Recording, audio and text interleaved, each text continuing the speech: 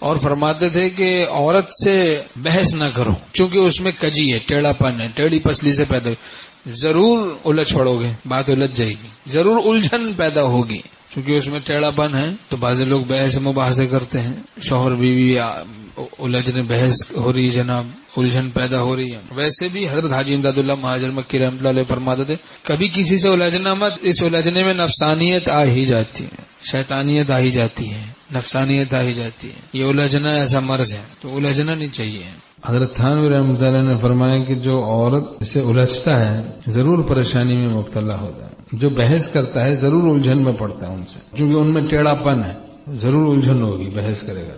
باقی ہمارے شیخ رحمۃ اللہ علیہ یہ فرماتے تھے کہ بھائی بیویوں کی 1000 خطاؤں کو معاف کرو تب کہیں جا کے گزر ہوتا ہے، چونکہ وہ ٹیڑھی پسلی سے ہے، پیدا ہوئی ہے، اور ناقص العقل ہے، عقل کم ہے۔ تو ہمارے شیخ رحمۃ اللہ علیہ عجیب باتیں فرماتے تھے کہ ناقص العقل ہے تو کبھی بالکل الٹی بات کرے گی تم سے، جیسے کوئی بچہ کرتا ہے الٹی بات۔ اب یہ امتحان ہے، اس پہ صبر کرے بھائی، اللہ کے لیے صبر کرے، غصے سے بچے۔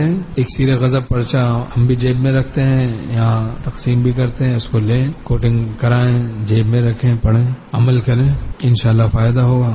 اور ایسے ہی بیویوں کو بھی چاہیے بھائی شوہروں کی خطاؤں کو معاف کریں، ہزاروں خطاؤں کو معاف کرو، انشاءاللہ اچھا گزر ہوگا۔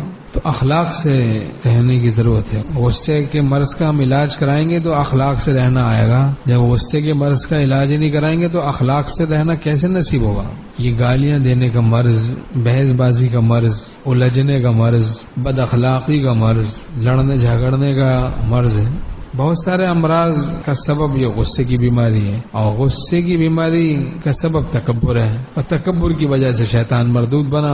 تو اپنے اخلاق کو ہم درست کریں، غصے کی بیماری کا علاج کرائیں، بد نگاہی کی بیماری کا علاج کرائیں، غصہ اور بد نظری ہم چھوڑ دیں، انشاءاللہ 2 گناہوں کو سینکڑوں گناہوں سے بچنا آسان ہو جائے گا۔ اکثر گھروں کے جھگڑے اسی غصے کی بیماری کی وجہ سے اور بد نظری کی بیماری کی وجہ سے۔